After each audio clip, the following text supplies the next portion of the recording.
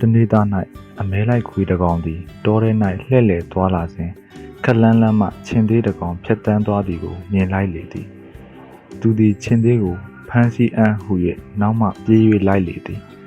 ချင်းသေးသည်အမှုမဲ့အမှတ်မဲ့ဖြစ်နေသည်ဖြင့်သူ့နောက်မှခွေးလိုက်လာသည်ကိုမသိချေသို့သောမကြာမီသိရှိသည်တွင်ရုတ်တရက်ရပ်တန့်လိုက်၏နောက်သို့လှည့်၍ဟောက်လိုက်သည်ခွေးလဲလွန်စွာကြောက်လန့်လာသည်ဖြင့်အမီးကိုထောင်ကာလှည့်၍ပြေးလေသည်ထိုချင်းရာကိုမြေခွေးတစ်ကောင်ကတွေ့မြင်လိုက်လေသည်ထိုအခါသူသည်တော်တော်ရည်စရာကောင်းတာပဲရှင်သေးကိုဖမ်းမဲ့သူက